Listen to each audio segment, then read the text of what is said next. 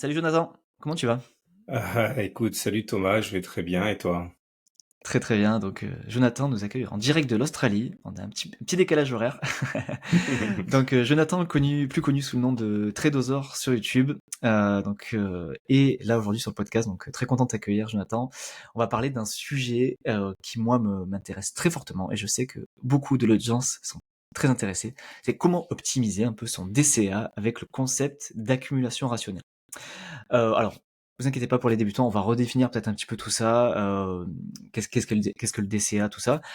Je propose peut-être que tu commences par te présenter, Jonathan. Qui tu es, pourquoi tu viens nous parler de ça, pourquoi tu es légitime pour être là, Jonathan. Bah écoute, d'abord merci de m'avoir convié. Bonjour à ton audience.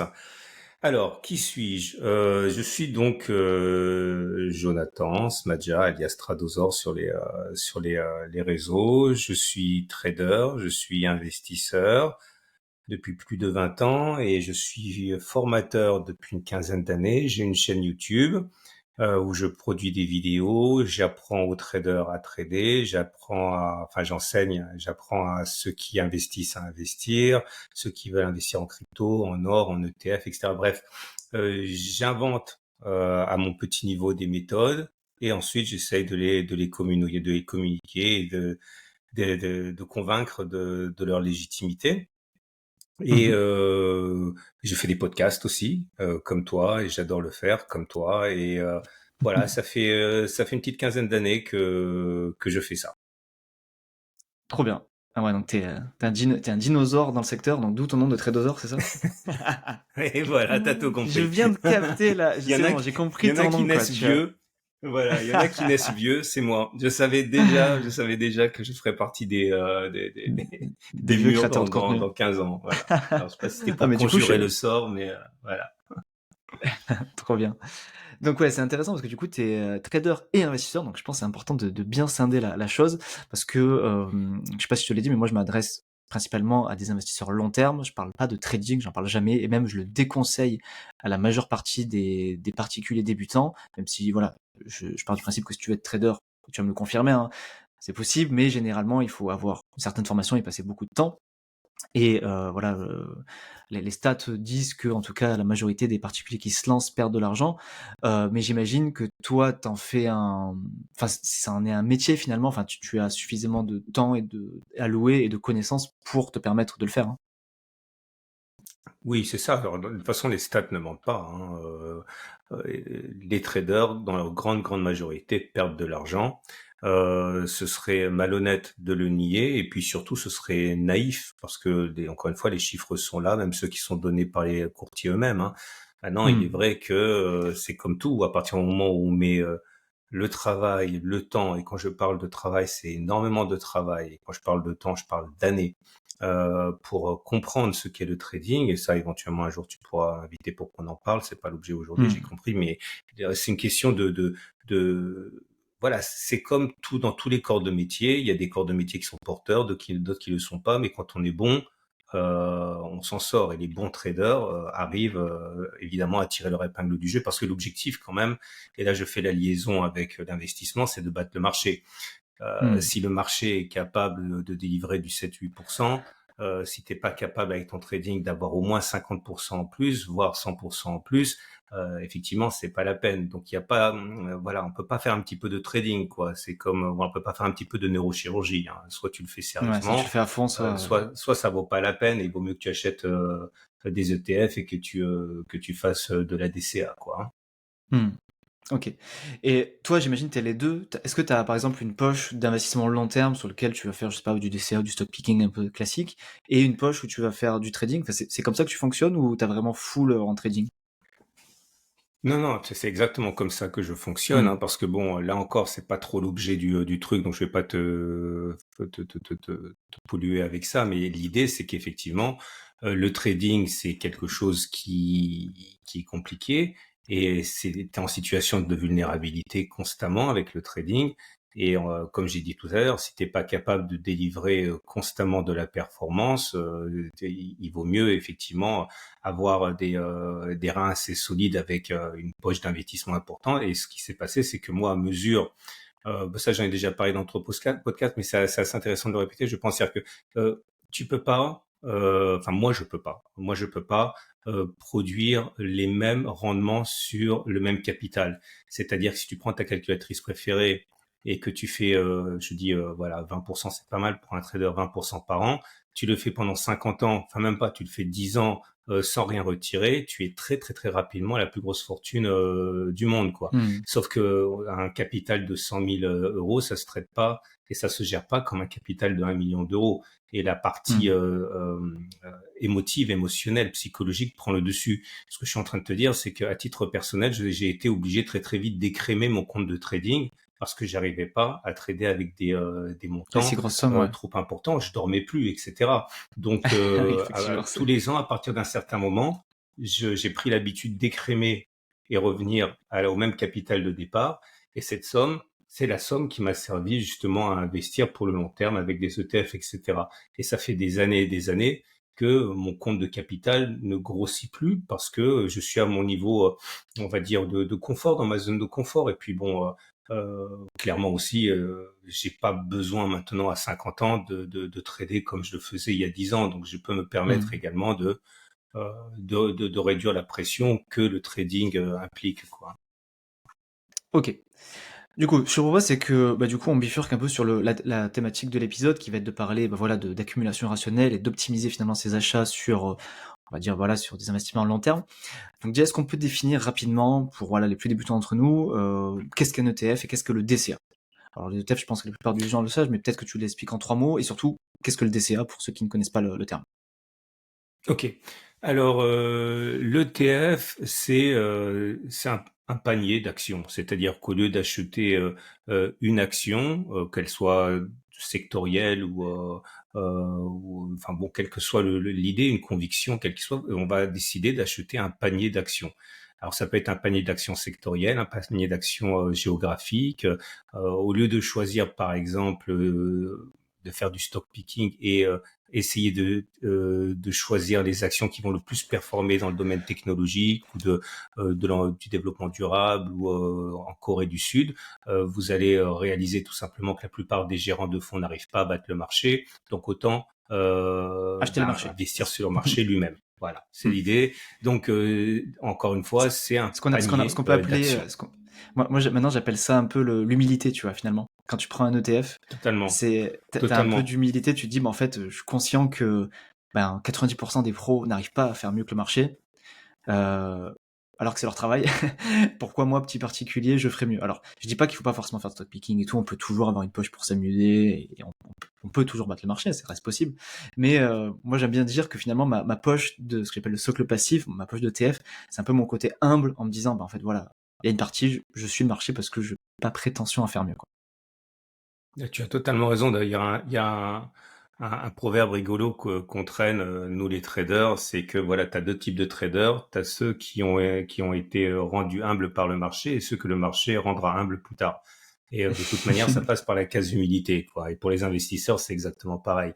Et du coup, puisqu'on n'est pas capable de battre le marché, la plupart des investisseurs, on va dire, qui veulent justement gérer leur patrimoine eux-mêmes, font de la DCA. Donc la DCA, ça consiste à intervalles réguliers, généralement une fois par mois, généralement quand le salaire il tombe, donc voilà, le premier, le deux, etc., d'investir la même somme encore et encore afin de lisser le coût unitaire. Bref, l'idée c'est que si vous investissez tous les mois, tous les premiers du mois, eh bien, si le marché monte, ben, vous êtes content parce que certes vous payez plus cher, enfin vous obtenez moins de TF pour vos 100 euros, mais en même temps ce que vous avez déjà monte, donc vous êtes content.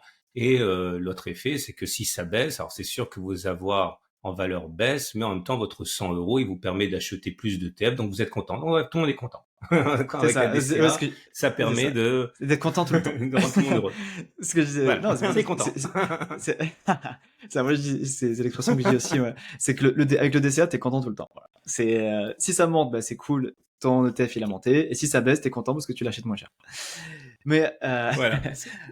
Après, attention, hein, moi, j'insiste aussi sur un point, et tu vas me dire si tu partages mon analyse, c'est que le DCA est pas forcément intelligent sur tout non plus, hein. Faire du DCA sur des actions en stock picking, ou faire du DCA sur des ETF, certains ETF thématiques, peut être très dangereux aussi, quoi. Contrairement à faire du DCA sur des indices larges où normalement ton risque est limité si on s'en tient bien sûr au perf historique, quoi. Je sais pas ce que tu en penses de ça, sur l'application du DCA.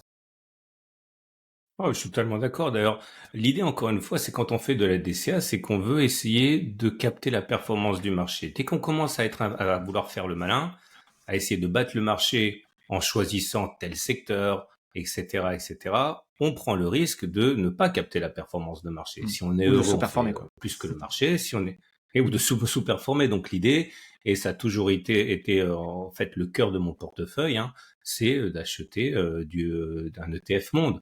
Bon, un ETF, un SP500 éventuellement.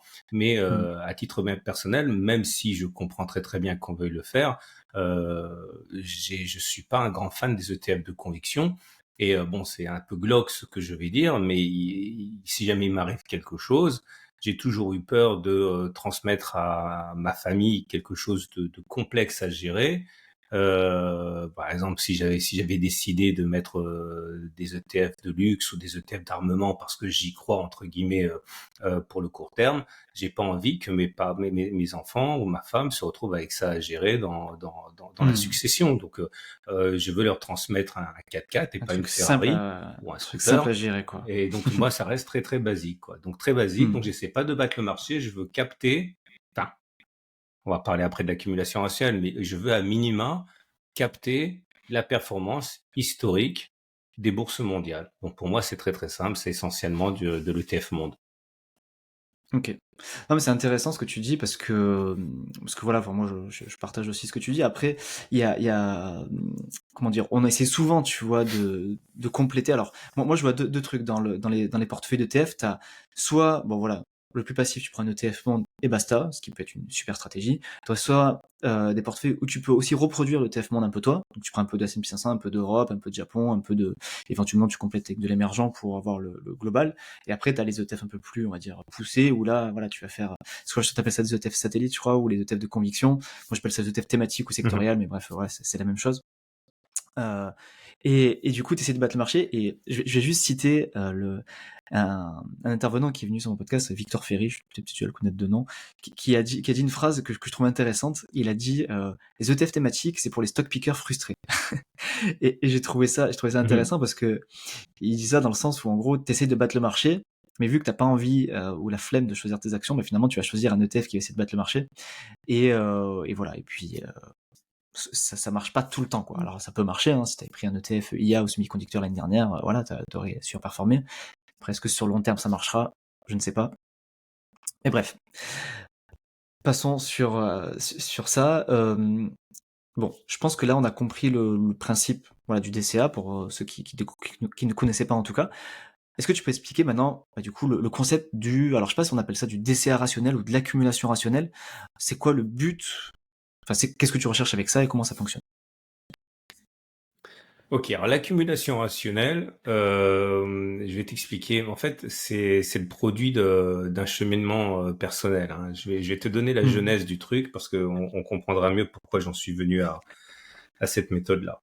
En fait, ça remonte à plus de 10 ans. Et comme je l'ai dit en début de podcast, hein, bon, parfois ça se passe très très bien, le trading, parfois ça se passe moins bien. Et il y a eu parfois le marché est difficile, parfois il est simple. Et c'était après, attends, ouais, c'était fin des années 2000 et même au début des années 2010 et quelques. J'étais en train de comparer. J'avais une année de trading assez pourrie et j'avais à peine fait mieux que le marché, quoi. Et Hmm. franchement, vu la quantité d'heures de stress, de travail que j'avais Ouais, pris tu dis, c'est pas très rentable, dans quoi. la tête, je me disais, mais ouais, est-ce que ça vaut vraiment la peine, quoi? C'était Hmm. quasiment la même chose parce que le marché avait fait une très belle année. Et voilà, quand vous avez le marché qui fait 15-20% et que vous êtes à peu près au même niveau avec un effort colossal, etc., c'est difficile à justifier. Et donc, je me suis dit, il faut absolument que je me questionne par rapport à ça. Comment on peut capter ça? Et c'est vrai que chaque fois que j'essayais ça correspondait à un âge également où je pensais à ma retraite. Et chaque fois que je faisais de la recherche par rapport à l'investissement, par rapport à la retraite, etc., je tombais sur la DCA, la DCA, la DCA. Mais c'était ce qui m'énervait. Enfin, la DCA, non. Dans un premier temps, je tombais sur les vieux principes du buy and hold. Donc pour les moins à l'aise sur la thématique, bon clairement tu achètes et puis tu touches plus, tu oublies quoi. Qui est quelque chose qui n'est pas satisfaisant à mon sens parce que voilà, le cimetière du CAC 40 est rempli d'entreprises qu'on pensait immortelles. Hein. Il Mmh. n'y a qu'à regarder de Ouais, quoi est ça, constitué le je S&P t'arrête juste là, 500 je ou trouve le que c'est CAC super 40, qui intéressant se parce souvient encore que d'Alcatel. ouais. Mais du coup, c'est intéressant Vas-y. que enfin, je t'arrête juste là parce que, c'est tout l'avantage finalement de l'ETF, tu vois? Parce que même si voilà, moi je suis un peu des 2, tu vois? Je prends un peu les deux solutions entre ETF et stock picking, mais tu vois, ce que je dis toujours, c'est que le stock picking, donc ça te prend évidemment plus de temps, tu as besoin de plus de connaissances, hein, déjà pour choisir tes valeurs, mais surtout que on a aucune idée si demain Apple sera encore la numéro un en fait. On n'a aucune idée, même si aujourd'hui c'est la boîte la plus solide et la plus... Voilà, on n'en a aucune idée. Et tant, peut-être dans 20 ans, on regardera le top 10 du S&P 500 et ce sera que des sociétés de l'IA ou d'énergie renouvelable ou j'en sais rien en fait. Et ça, l'ETF te permet d'avoir la fonction, ce qu'on appelle auto-nettoyante, hein, qui te sort en gros ceux qui performent mal et remplacé par les meilleurs. Donc ça c'est quand même un truc Bien indéniable en sûr, fait que même les stock pickers ne peuvent pas réfuter quoi. bien sûr. Où il est IBM aujourd'hui? Il est où AOL? Ouais. Il est où Yahoo? Ce sont que des leaders qui ont été complètement auto-nettoyés, comme dit le très bien. Ils Mm. sont passés à la pyrolyse et donc voilà, l'idée du buy and hold. Euh, Si t'es pas capable d'être Alors visionnaire, buy and tu hold sur t'exposes le stock quand picking même tu parles, hein. beaucoup. On est d'accord, tu parles de buy and hold Oui, oui, de oui, stock oui, oui, picking, oui, pas de oui. buy and hold de TF, hein, ok. Exact. Voilà. Mm. Alors, enfin, pareil pour des ETF sectoriels ou de Oui, oui, voilà. conviction, c'est Alors, on dangereux, parlait quoi. Hein, d'ETF voilà. large, ETF indice large, ouais. Voilà. Effectivement. Alors maintenant, chaque fois que je traînais mes guêtres et, du côté de ce qui existait, je tombais soit sur le buy and hold et ça, j'étais déjà dès le départ pas à l'aise avec, soit effectivement sur de la DCA. Et ce qui m'énervait avec la DCA, bon, c'est très, c'est un caprice de gosse, quoi. Je me suis dit, attends, j'ai pas fait 10, 15 ans de trading pour me retrouver à simplement acheter tous les premiers du mois, quoi. C'est juste pas possible. Et j'ai essayé de trouver quelque chose qui me permettait de battre le marché, de battre la DCA, puisque la DCA, on essaye tout simplement de coller au marché. Et l'idée m'est venue comme ça. Donc l'idée, c'est que je vais rentrer un petit peu dans les détails. Je vais essayer d'être le plus simple possible parce que j'ai pas de graphe pour montrer et je voudrais vraiment que ce soit clair pour tout le monde. Bon, l'idée, c'est que euh, on ne sait pas ce que le marché va faire. On ne sait jamais ce qu'il va faire. Mais on sait par contre qu'il y a des moments où il est plus susceptible de rebondir que de ne pas le faire. Je te donne une image. Quand tu imagines que tu te promènes avec ta famille dans une galerie commerciale, vous pouvez être sûr que les gamins vont systématiquement s'arrêter devant certains types de magasins. Bon, les ados, ils vont s'arrêter devant les magasins de fringues. Les petits vont s'arrêter devant les magasins de jouets. Ma femme, elle va s'arrêter devant les trucs de cosmétiques. Et pareil, quand je promène mon chien, il va s'arrêter généralement au niveau des poteaux et des arbres. Il va généralement pas s'arrêter entre deux arbres ou deux poteaux. Et c'est un petit peu l'idée, c'est-à-dire que les marchés, ils ont tendance à avoir des comportements de particuliers à certains endroits. Et l'accumulation rationnelle, ça repose en fait sur le plus simple des principes de l'analyse technique, qui m'est cher, qui est que quand on arrive sur un support, on va revenir sur le concept de support plus tard, mais quand on arrive sur une zone de support, il y a plus de chances que ce soit à ce moment-là qu'on arrête de baisser plutôt qu'à un moment pris de manière aléatoire. Ça ne veut pas dire que ça va systématiquement rebondir sur un support, mais le rebond aura lieu sur un support. Et c'est toujours comme ça. Dans 99% des cas, les rebonds ne se font pas au milieu de nulle part, mais sur des supports, comme les chiens s'arrêtent généralement à côté d'un poteau ou à côté d'un arbre. Et à partir de là, ça renvoie à la chose la plus simple qu'on a en analyse technique, c'est trouver des niveaux qui, par le passé, ont provoqué des réactions de marché. Bon, c'est simple, il faut chercher visuellement des V, ok. Et une fois qu'on a trouvé une zone de rebond, c'est ce que j'appelle une zone d'accumulation rationnelle. À ceci près quand même que j'essaye de prendre un peu de recul par rapport au graphe et j'essaie de voir bon, visuellement des V qui se voient de loin, pas forcément Mmh. de près, parce que plus il se voit de loin, plus il est Plus il est existant fort. sur une unité de temps long, plus il est solide, plus il est Ah ouais. significatif en fait. Plus il Donc est c'est tout probabilité simplement qu'on ça. rebondisse dessus, ouais. OK. Voilà, mais c'est qu'une, tu l'as dit très bien, c'est une probabilité. Et si Mmh. je dois parier sur un rebond, il vaut mieux que j'achète au moment où on est sur un support plutôt que le premier du mois. Parce que c'est ça qui m'embêtait le plus avec la DCA. Et puis tu regardes ton graphe, euh, il n'y a aucune raison pour que le plus bas de marché ou que le rebond se fasse le premier du mois. Généralement, en fait, il y a beaucoup plus de chances pour que ce ne soit pas le cas, plutôt que le jour que vous Mmh. aurez complètement arbitrairement décidé pour investir. Mais au bout du bout, il y a une étude très intéressante qui a été faite à plusieurs reprises par plusieurs analystes, qui a montré que voilà, si tu loupes les 10 meilleures journées de bourse, tu réduis ta performance de plus de 50%. Et c'est une critique hein, du trading, ça. Parce que voilà, quand tu t'amuses à jouer, à essayer de timer le marché, comme on dit, et que tu te loupes, eh bien, tu risques surtout d'attendre le signal, alors que le signal, en fait, il a eu hier et tu as loupé les plus grosses journées qui sont à l'origine du signal et ta performance, elle est pourrie. Et c'est pour ça justement que c'est dangereux de faire du trading quand on maîtrise pas trop le truc.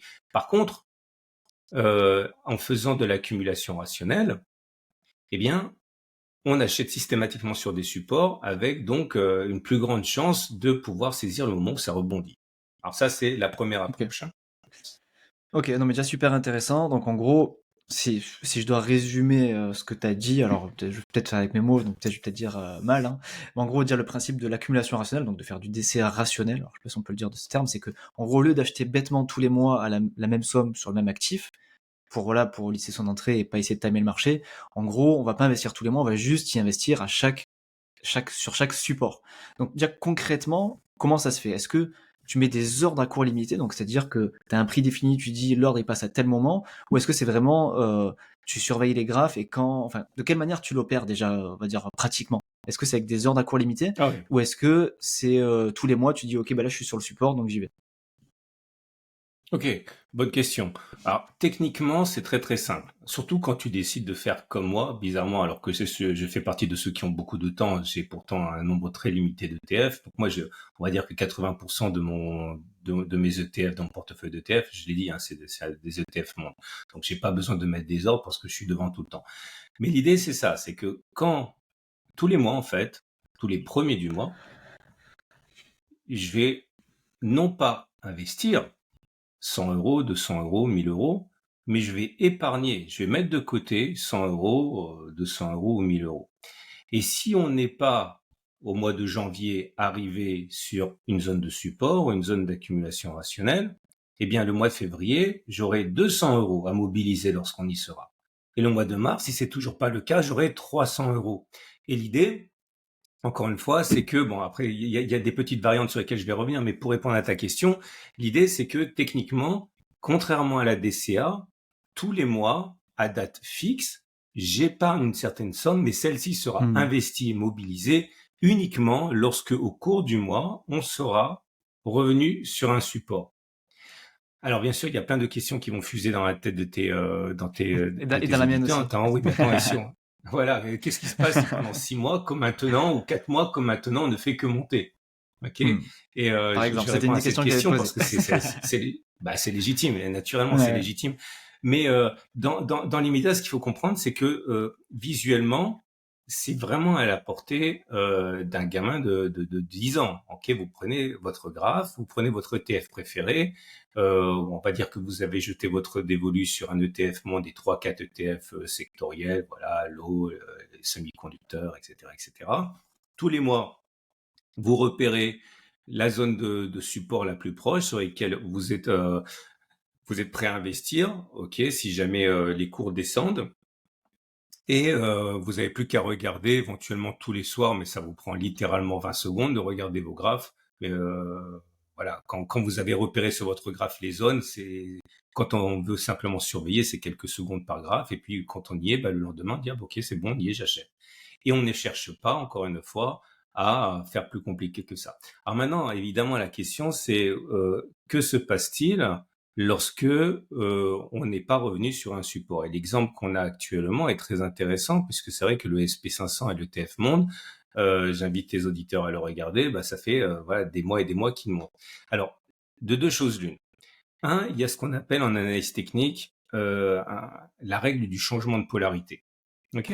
Alors, la règle du changement de polarité, c'est vous avez une résistance. La résistance, c'est le contraire de la zone de support. C'est-à-dire, c'est une zone qui régulièrement, lorsqu'elle est sollicitée, va entraîner un reflux des cours. Bon, actuellement, Donc ça sur va baisser l'or, quoi en gros. ok. En gros, c'est ça. Par exemple, tu regardes l'or actuellement, $2000, c'est une zone de. Alors, c'était une zone de résistance. Elle Mmh. a bloqué les cours pendant de très nombreuses années. Chaque fois qu'on venait au contact des $2000, on tombait, Ça on tombait. baissait et Mais une machin. fois que le bouchon il saute, Mmh. c'est ce qu'on appelle le changement de polarité et la résistance cassée devient support. Et là, ce qui se passe actuellement, c'est très intéressant parce que suite au discours de la Fed, par exemple, là, l'or a été attaqué. Il est revenu juste un petit peu en dessous de $2000, 1985, je crois de mémoire, et puis il a rebondi. C'est typique de ce qu'on appelle le changement de polarité, l'ancienne Mmh. résistance qui change de Devient polarité, qui support. devient support. Pour répondre donc à ta question, ben, qu'est-ce qui se passe au bout de 4 mois? Alors, première solution, si on ne revient pas sur un support en tant que tel, il ne faut pas oublier que les résistances cassées deviennent support, et donc on va revenir généralement solliciter ça à un moment ou à un autre avant de repartir, et c'est ça devient ça notre zone d'accumulation rationnelle, ancienne résistance qui change de polarité, qui devient support. Alors là, j'ouvre une petite parenthèse. Il faut savoir également, désolé, je place le produit là, mais à la limite, si vous voulez vous habituer à ça, sur ma chaîne YouTube, toutes les semaines, je fais une vidéo, donc vous avez l'opportunité de regarder comment je fais. Vous n'avez même pas besoin de le faire dans un premier temps. Après, c'est idéalement, vous savez le faire vous-même. Mais ces vidéos, c'est YouTube, c'est gratuit, hein, donc Mmh. vous pouvez regarder comment je fais. Et sur un ensemble de TF, vous voyez comment je pose mes zones d'accumulation rationnelle. Après, une fois que vous avez compris, vous pouvez le faire sur n'importe quoi. Ok. Et deuxième solution, qui est encore plus intéressante à mon avis, c'est lorsque il n'y a ni retour sur support, ni retour sur zone de changement de polarité, et qu'on va être comme ça aspiré vers le nord pendant des mois et des mois et des mois. Et c'est là que c'est délicieux parce que ça s'appelle une bulle. Ok, ça s'appelle D'accord. 2008, ça s'appelle Mmh. 1999. Et là, Mmh. lorsque le crash arrive, vous êtes blindé de cash et c'est Mmh. là que les marchés vont faire du moins 30, du moins 40, du moins 50, voire du moins 60% pour les indices américains. Et là, vous êtes blindé de cash parce que vous n'avez pas pu investir, parce qu'on n'a pas fait de retour sur les supports. Et là, vous êtes capable de ramasser à l'appel dans votre escarcelle l'épuisette, et bien plein de TF à prix bradé, généralement excessivement bradé. Et pour faire simple, donc solution numéro un, que faire quand ça monte tout le temps? Bah, soit on attend patiemment qu'on revienne sur une zone de support, résistance cassée devenant support, soit ça ne le fait pas, c'est une bulle et on sait comment ça termine les bulles et c'est encore mieux pour nous. OK.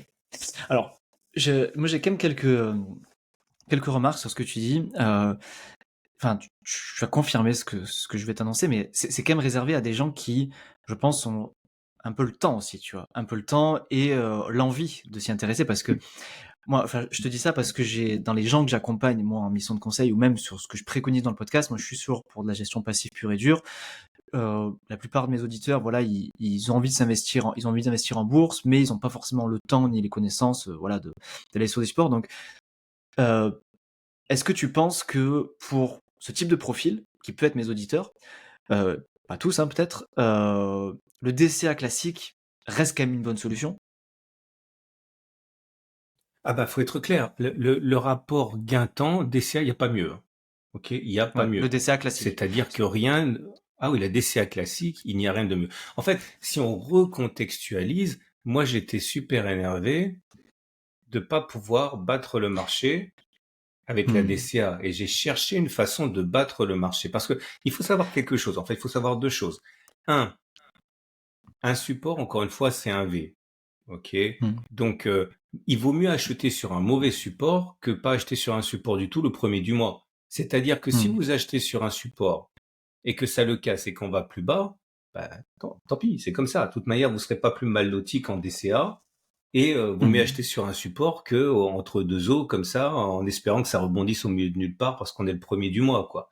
Donc Mmh. il y a pas d'erreur possible à ce niveau. On peut être plus ou moins efficient dans le traçage des zones de support, et c'est là que tu as 100% raison. Ça demande quand même beaucoup Du d'expérience temps, de ouais. savoir quel Mmh. support a plus de chances de tenir que les autres, mais voilà, c'est comme les économies, il n'y a pas de petites économies, hein, il y a pas de petits supports. Il faut prendre les supports, c'est que c'est toujours mieux. Deuxième chose, moi, ce que je recommande aux profils comme ça, des investisseurs qui ont peu de temps, éventuellement de couper la poire en deux. Vous pouvez faire très bien de la DCA classique sur votre cœur de portefeuille. Voilà, un ETF monte, vous voulez pas louper les Les hausses opportunités, et tout, ouais. etc. Tous les premiers du mois, vous investissez, et puis vous gardez une poche, 20%, 30%, que vous allez uniquement Mmh. solliciter Pour le rationnel. sur des zones d'accumulation rationnelle. Et OK. ça permet effectivement, d'éviter le FOMO de voir le marché monter comme maintenant, c'est en purée, on va consolider quand exactement? OK, parce que de Mmh. toute manière, vous faites partie de l'aventure avec votre DCA classique, tout en gardant, mais je dis moitié-moitié, mais ça peut être aussi 80%, 20%, 90, Mmh. 10%, simplement essayer Ouais, de d'optimiser trouver si vous suivez une à côté de pondération, ouais. ça. Voilà, c'est ça. À côté de ça, vous avez un ETF, vous avez jeté votre dévolu sur, je sais pas moi, l'économie japonaise. Vous attendez que le TF Japon revienne sur un support pour renforcer votre TF de conviction. Et comme ça, Mmh. voilà, on essaie d'allier le meilleur des deux mondes. OK, top. OK, et après, si je reviens un peu sur le côté, pratique, alors je sais pas si tu as répondu, je crois que tu as répondu, mais j'essaie de le reformuler. Quand je te demandais par rapport au fait de est-ce que tu faisais, on va dire, le jour du mois en question de l'arrivée de ton épargne, ou est-ce que tu le faisais avec un ordre à court limité? Je sais pas si tu m'as répondu là-dessus. Par rapport aux zones de support, donc je Non, reprends en fait, l'exemple, là, moi, ça se fait. Ouais, non, je fais tout à la main parce que ouais. franchement, ça demande pas de temps. L'idée, c'est que voilà, je sais que le premier, mais ça se passe pas comme ça pour moi parce que moi, je suis pas payé tous les mois, tu sais, donc Mmh. j'ai pas besoin d'organisation. Je vois par exemple, ah ben on est là, bon, ok, ben c'est le moment de dépenser mes 200 balles, voilà, ça va être comme ça. Mais si effectivement on reçoit ses revenus le 27 du mois ou le 28 du mois, etc. L'idée simplement, c'est que on met en ce moment en plus c'est assez sympa, on met simplement son argent sur un livret qui délivre un intérêt, question de quand même pas le laisser en cash, et ou même bah, tu sais, on est tous les deux fans d'un broker dont tu connais le nom et qui permet justement d'avoir à la fois un compte rémunéré à 4%, et à Mmh. côté de ça de pouvoir directement solliciter ça ensuite en ETF si on veut. Donc il y a moyen de quand même gratter un petit peu sur ces liquidités pour qu'elles ne dorment pas complètement. Surtout en ce moment, on a de la chance avec les taux d'intérêt à ce niveau, quoi. Mmh, OK. Et donc toutes les Ouais, donc pas semaines. forcément de cours Alors après, limité, quoi. après ça dépend Tu fais quel est du votre. Tu fais pas Non, forcément de cours limité, quoi. C'est pas vraiment, voilà, forcément. tu y vas, tu regardes tes graphes, et quand tu vois l'accumulation, bam, enfin, quand tu vois la zone, tu y vas en ordre marché classique, quoi. Voilà, bah, à côté de ça, c'est sûr que ça dépend aussi de l'appétence qu'on a pour les marchés. Si on est vraiment, vraiment allergique, de toute manière, dans ce cas, faut même pas faire ça. Faut aller en DCA classique, et on en parle plus maintenant. Si on a Mmh. une certaine attirance pour tout ça, etc. Bon, on regarde tous les soirs les trucs. Ça prend franchement une Mmh. minute d'aller ouvrir 5 graphes et voir où on en est, si on a touché la zone ou pas. Et puis, pour ceux qui sont vraiment, vraiment occupés, etc., ou qui ont une très petite maîtrise de leur emploi du temps avec plein d'imprévus, effectivement, on peut mettre des ordres dans acheter à un cours limité, et quand Mmh. le Au moins, TF il il passe arrive tout là, bah, seul, ça s'achète automatiquement. Voilà. Et ça, c'est pour ceux vraiment qui n'ont vraiment, vraiment pas de temps pour surveiller Mmh. ça tous les soirs, hein. Et puis, il y a pas un côté psychologique aussi, surtout quand on n'est pas J'ai trader, oublié un parce que truc, bon, j'ai oublié de dire un truc, ouais, excuse-moi Thomas, parce que c'est important. ouais. Pour ceux qui maîtrisent un petit peu les graphes boursiers, j'insiste pour dire que les supports doivent être visibles, et Mmh. préférablement quand on dézoome. C'est-à-dire, faut pas trop zoomer parce que plus un support est visible de loin, quand on dézoome, plus Alors, il est de quelle échelle solide. de temps on Donc parle? quand Ça, vous c'est intéressant, essayez mais de quelle échelle de temps tu parles quand tu parles de zoom? Voilà, alors moi je pense qu'il faut, alors dans notre jargon à nous, on dira qu'on utilise des graphes hebdomadaires, ok? Mmh. Et encore une fois, je vous invite à regarder les vidéos, ça va être beaucoup moins jargonneux si vous avez des exemples sous les yeux. Donc des graphes hebdomadaires, ou alors il faut que entre le creux du V et là où on est maintenant, il faut qu'il se soit passé des mois. OK. Ok, pas des jours, pas des heures, des mois. C'est-à-dire que si vous avez vu que la pointe du V, c'était le mois dernier, en janvier, c'est pas bon, c'est pas significatif. Il faut que la pointe du Mmh. V, ce soit quelques mois, genre voilà, décembre, au moins 2, 3 mois, pour qu'il y ait eu. Pourquoi? Parce que ça veut dire que le rebond a été significatif, donc le support était significatif. Mmh. Si le rebond a eu quelques jours, c'est pas un vrai rebond. Et donc, c'est pas un vrai support. Donc, il n'y a pas forcément beaucoup de raisons pour que ça tienne ce coup-ci, quoi. Donc, voilà, faut prendre du D'accord. recul et il faut que le précédent creux ait eu lieu des mois, hein, 3, 4 mois avant. Et puis, pour ceux qui maîtrisent un peu les graphes boursiers, il faut que ce soit visible en données hebdomadaires. OK. Et après, quid du marché baissier du coup? Parce que là, tu vois, on parle toujours du principe que, bah, ça monte tout le temps et que machin, mais s'il y a marché baissier, que fait-on avec l'accumulation rationnelle? Est-ce que du coup, vu qu'on tape toujours des zones support, on achète là vraiment tous les mois, on repasse sur un DCA classique? Ou au contraire, dans ta stratégie qui est, on va dire, voilà, de faire un DCA optimisé, on est plutôt sur la stratégie d'éviter le couteau qui tombe et d'attendre un vrai support qui arrive? Comment tu voilà, dans cette méthode-là, comment tu fonctionnes en cas de marché baissier? Alors, c'est totalement légitime comme question parce que justement, on en a eu un, bah, il n'y a pas si longtemps que ça. Et l'idée, c'est que si vous voulez pas prendre de risques, là encore une fois, combiner la DCA normale et puis tenter d'optimiser avec de l'accumulation rationnelle sur 20%, pardon, 20% des 100 euros ou des 200 euros, c'est possible. Alors, tous les mois, tous les premiers, on achète.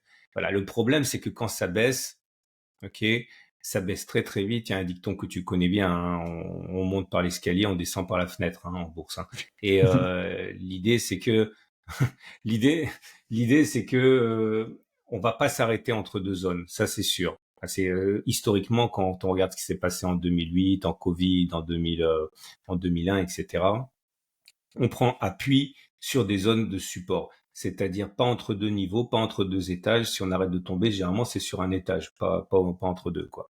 Donc à ce niveau, soit on essaye d'être patient et de d'attendre une baisse d'au moins 30%, 40%, ce qui est le tarif de base pour les crashs boursiers. Encore une fois, hein, 2001, 2008, Covid, c'est du moins 30, moins 40, moins 50%, hein.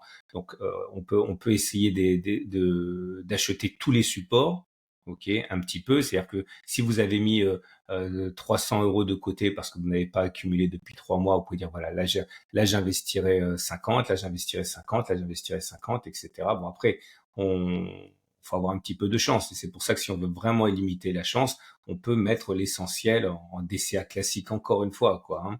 Mais l'idée quand même, c'est de bien comprendre qu'on s'arrêtera pas de baisser entre deux supports. Ça se passe pas comme ça se passe jamais comme ça. On arrête de baisser sur un support. OK. OK et après t en termes, si on parle encore du côté pratico-pratique donc bon, j'ai bien compris, enfin on a bien compris qu'on peut checker un peu tes vidéos, hein, où tu donnes, où tu peux donner un on va dire des premières idées pour trouver les supports et tout. Quel outil toi tu utilises concrètement? Est-ce qu'il y a des outils en ligne qui sont recommandables, qui peuvent être testés là par les auditeurs pour essayer de repérer ces signaux, ces zones de support justement? Oui, alors ça dépend du degré de sophistication qu'on veut, hein. Déjà, je pense que quel que soit le courtier que vous utilisiez, que ce soit Trade Republic, Boursorama ou autre, il y a une plateforme Il y a des graphes, d'analyse ouais. graphique, hein. Il y a des Mmh. graphes, donc c'est très très très on va dire rudimentaire, mais ça suffit, ok.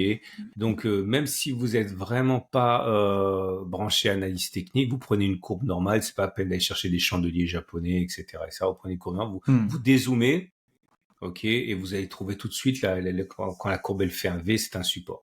Maintenant, après, si vous voulez avoir des graphes un peu plus sophistiqués, bon, la référence du genre quand même, c'est ProRealTime. J'imagine que tu peux mettre un lien en dessous pour ceux qui n'arriveraient pas à le trouver. Mais Mmh. voilà, c'est gratuit. Il y a une version web qui est super bien faite. Ça cote les ETF comme ça cote les actions, etc., etc. Et j'insiste, c'est gratuit. Mais bon, c'est pas forcément nécessaire. Mais voilà ce dont vous pourriez avoir besoin si vous voulez passer à l'étape supérieure avec les graphes, quoi. Pro Real Time, c'est très bien. OK, pro real time. OK et est-ce que tu as quelque chose que tu as oublié de nous préciser, de nous dire sur la partie DCA rationnel? Si tu devais faire un résumé, allez, en 1 ou 2 minutes de pour qui c'est fait, pourquoi c'est bien, l'accumulation rationnelle? Alors, moi, je pense qu'il faut vraiment être conscient du temps dont on dispose. Si vous n'avez pas de temps et que vous n'avez pas d'appétence en plus pour la chose financière, faites de la DCA, vous allez capter la performance de marché. Ok, la Et c'est déjà très performance bien de marché, finalement. c'est pas mal, quoi, hein.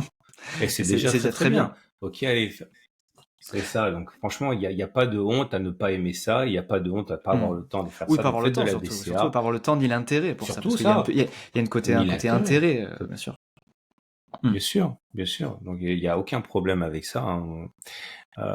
Donc voilà, moi je prends l'exemple du bricolage. Moi je déteste ça. Je sais pas changer une ampoule. J'aime pas jardiner. J'aime pas les araignées ici. Elles sont énormes. Donc voilà, je fais de la bourse. Ok.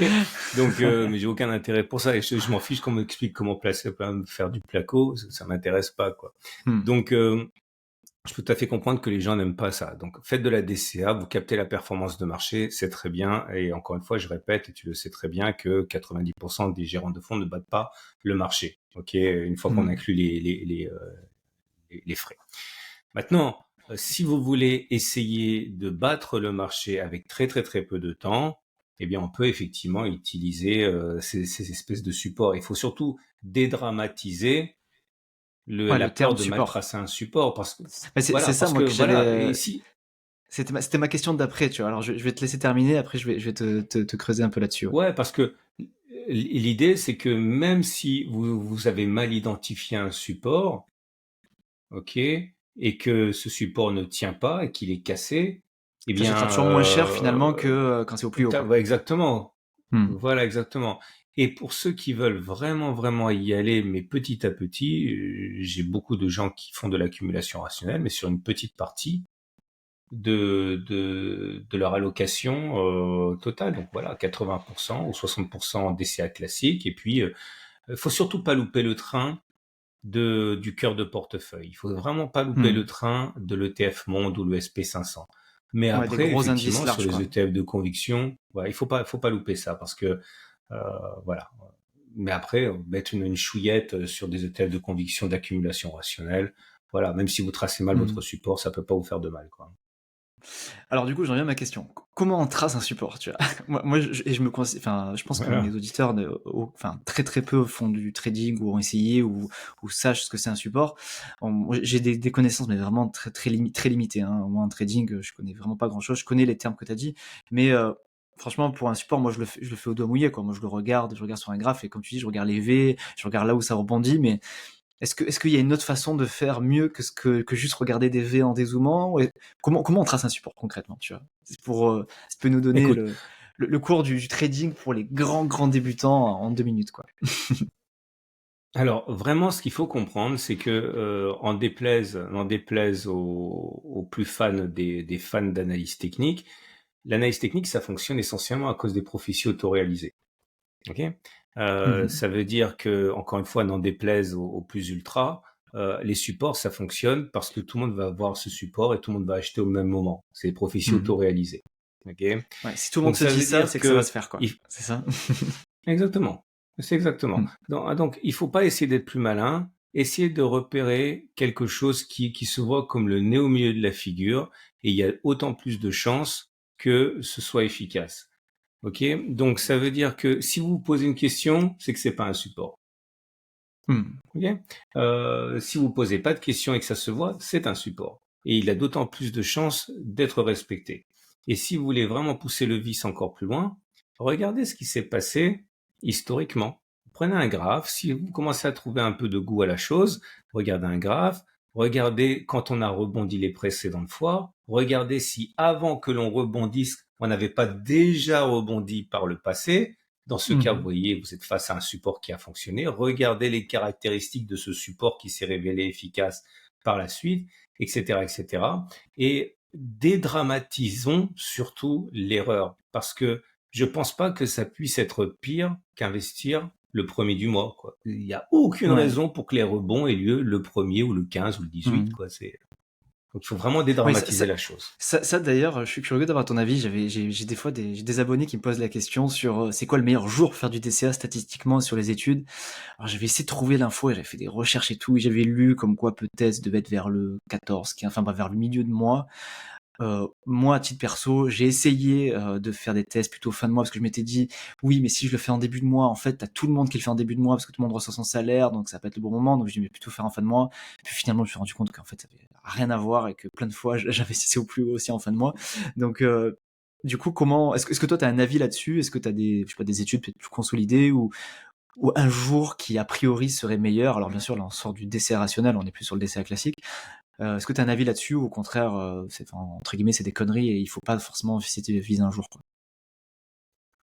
Alors franchement, je ne sais pas. Je sais qu'il y a des périodes qui sont plus favorables à d'autres, notamment les périodes de window dressing, hein, lorsque les gérants de fonds vont acheter et mettre en portefeuille des choses qui ont bien cartonné pour montrer qu'ils en ont en portefeuille et que, comme par hasard, ça a bien fonctionné. Donc c'est bon, c'est du window dressing, mais c'est pas un jour en particulier. C'est juste des périodes comme ça comptables importantes. Mais franchement là, je vais m'enfoncer pour rien. J'ai aucune idée. Il doit y Ouais, avoir tu sais. probablement une corrélation.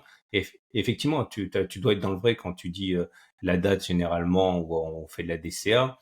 Mais faut savoir qu'en France, on est très très très en retard par rapport à ça. Donc ça doit être plus significatif sur les marchés américains, par exemple, que Mmh. sur les marchés français où la DCA est encore balbutiante et il y aura sans doute moins de corrélation avec telle ou telle date, quoi. OK. Ouais, donc pas forcément tu pas observé de choses par rapport à ton expérience de dinosaure. Non, non, non, non, non. OK, ouais. Donc raison de plus finalement de pas trop se prendre de chou avec la date, si bien sûr on est sur la stratégie de Non, DCA traditionnelle, hein. ouais. OK, écoute, Jonathan, on a déjà fait un beau tour, je pense, sur l'accumulation rationnelle. Peut-être un dernier mot que tu aimerais nous dire, sur le concept ou sur la stratégie, de DCA rationnel? Même si je t'ai déjà demandé Je un dernier mot, pense mais c'est le que dernier mot. ouais, le dernier mot, ça sera vraiment là, je parle en général des ETF. C'est facile d'avoir beaucoup de convictions, de dire voilà, je crois en l'intelligence artificielle, je crois au développement durable, je crois dans le luxe, etc., etc. Mais dites-vous bien que voilà, je sais, on l'a dit, tu l'as dit, je l'ai dit, je l'ai répété, tu l'as répété, que 90% des gérants de fonds ne battent pas le marché. Ok, donc évitez de vous croire plus avertis que les gérants de fonds qui eux-mêmes, avec de l'information premium et tout ce que vous n'aurez pas, et moi non plus, n'arrivent pas à battre le marché. Donc restez basique, restez Restez humble. sur une stratégie robuste. Voilà, restez un ETF monde, ça doit constituer, ou un SP500, hein, c'est très Mmh. ça doit rester quand même la base de votre Ouais, de épargne votre portefeuille. parce que tu l'as dit, il y a un auto-nettoyage qui fait que les moins bonnes entreprises sortent des indices. Vous prenez un ETF, par définition, le SP500, quand on n'est pas suffisamment bon pour faire partie des 500 plus grandes capitalisations, ben on est éjecté et c'est d'autres qui prennent le relais. Donc, pensez encore une fois à toutes ces entreprises qui étaient des fleurons du CAC 40 et qui ont complètement disparu, qui ont fait faillite, qui ont été absorbés, etc., etc. Donc, acheter la botte, c'est Mathias Bacchino qui le dit très très bien, acheter la botte de foin plutôt que chercher l'aiguille, quoi. Ok, donc l'ETF, c'est quand même facile et ça fonctionne, quoi. L'ETF Et monde. j'ai une petite question, alors peut-être un peu plus technique sur la construction d'un portefeuille ETF. Donc tu parles de l'ETF Monde, que tu mets bien en avant. Et ouais, S&P 500, mais tu vois, moi souvent je mets en relation deux types de portefeuilles, soit l'ETF Monde classique, en gros, quand voilà, pour le plus basique et le plus diversifié, mais euh, quid de l'intérêt de le construire toi-même? Alors, simplement, hein, sans forcément prendre se focus sur le principal, donc faire un ETF S&P 500, un ETF Europe, et évidemment compléter avec un émergent qui n'est pas du tout du coup de l'ETF Monde, ou avec un ETF Japon par exemple.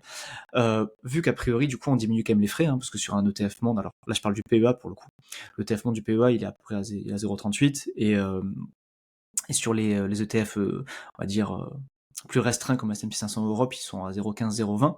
Est-ce que selon toi, il y a un intérêt d'aller construire, enfin de faire 2-3 ETF pour reproduire le monde, pour à la fois optimiser les frais et un peu plus maîtriser l'allocation, c'est-à-dire de pouvoir choisir un peu plus à quel point tu es exposé aux US ou à l'Europe, plutôt que l'ETF monde finalement où tu dépends juste de la capitalisation boursière mondiale?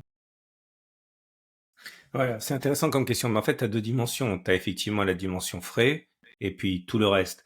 Question frais, c'est vrai que on peut se dire que voilà, c'est peut-être légitime de fabriquer sa propre cuisine extérieurement. Il faut faire attention parce que il faut que tes auditeurs sachent quand même que tous les ETF ne se valent pas et que des ETF qui ferment, ça existe. Ça, Mmh. c'est même assez courant. Alors attention, un ETF qui ferme, ça ne veut pas dire que vous avez perdu votre fric. Un ETF qui Mmh. ferme, ça veut dire que comme Tu il n'est pas repars à zéro, quoi. rentable, l'émetteur, voilà, on le ferme, on vous rembourse du cash et vous vous retrouvez avec des impôts à payer sur les plus-values, par exemple, à moins d'avoir Alors, pas sur le PEA du coup pour le coup, mais non, pas sur le PEA, on est d'accord. mmh, Mais il faut savoir qu'il y a tellement d'ETF qui sont pas éligibles au PEA que si vous mmh, avez décidé de faire dans de l'ETF conviction de niche, que vous avez sans doute pas pu mettre dans votre PEA, eh bien, vous vous retrouvez dans une situation où vous avez du cash. Imaginons que ça a super bien fonctionné, vous avez fait 30%, mais que l'émetteur a fermé parce que c'était pas assez rentable. Ouais, vous vous retrouvez à payer des impôts là-dessus, alors que bon, les intérêts composés, c'est quand même la base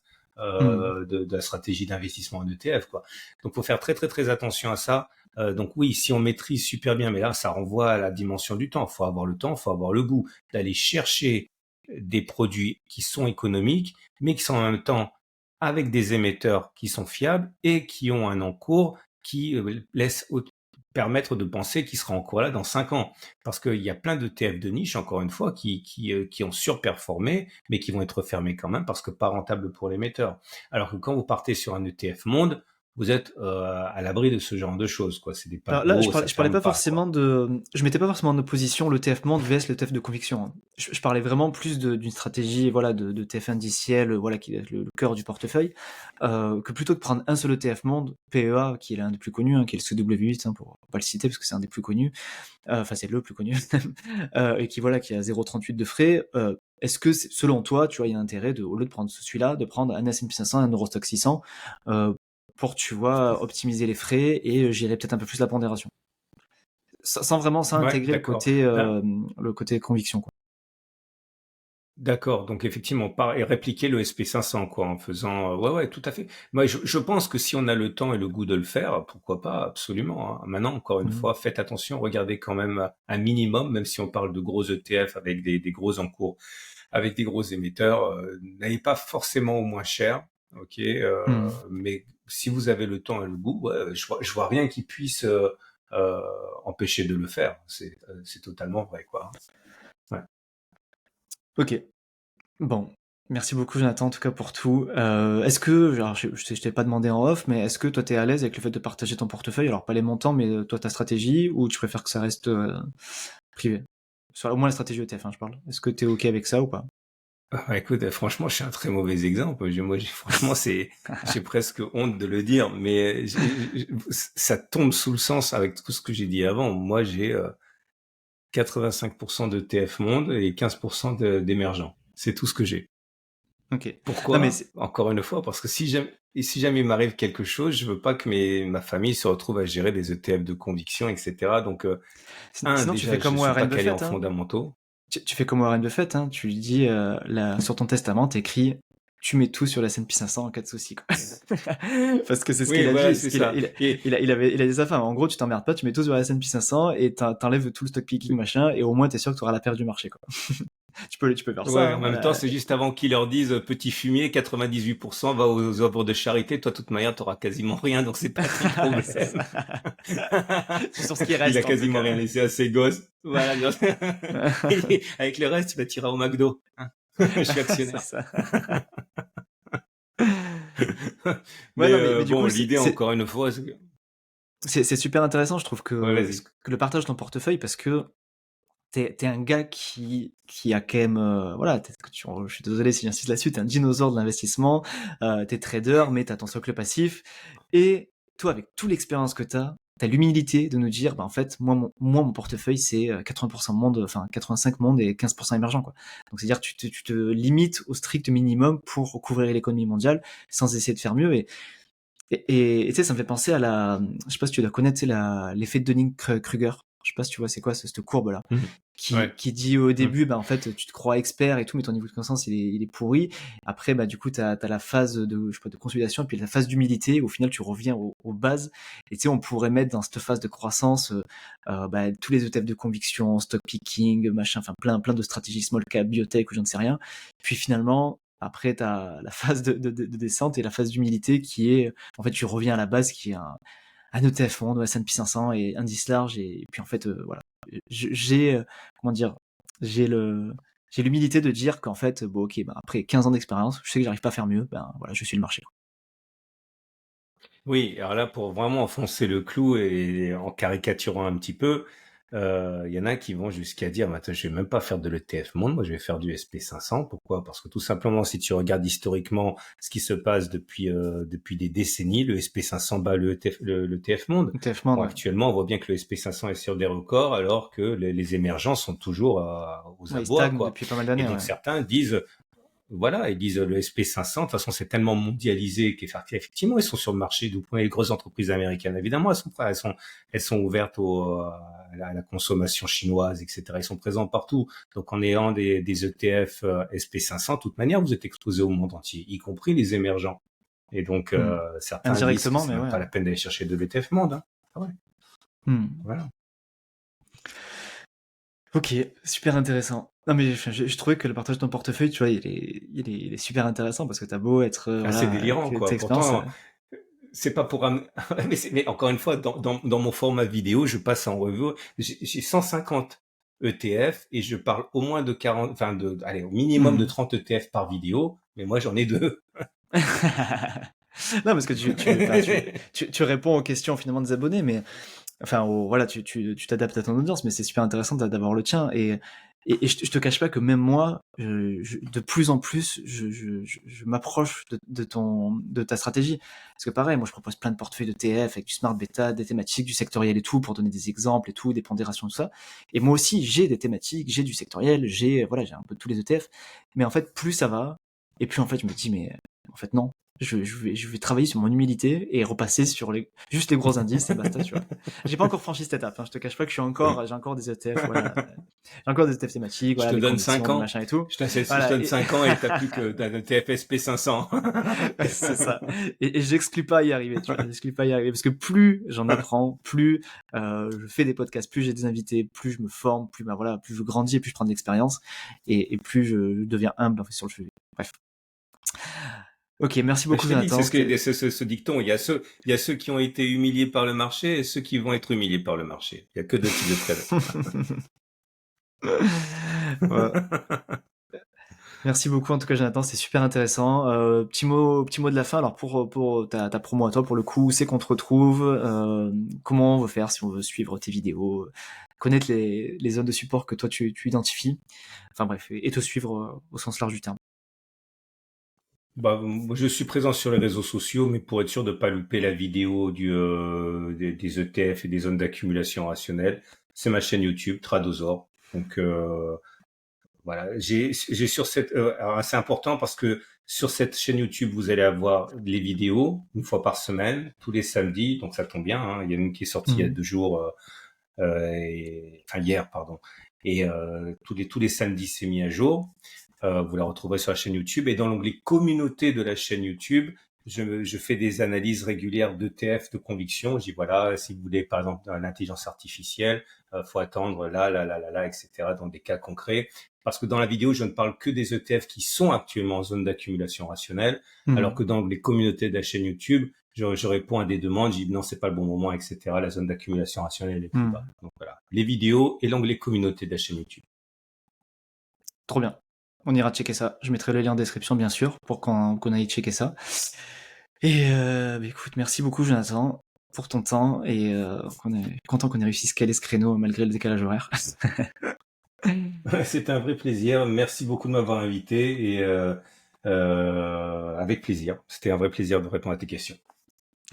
Allez, à bientôt Jonathan. Bonne journée, bonne soirée plutôt à toi. À bientôt. Salut.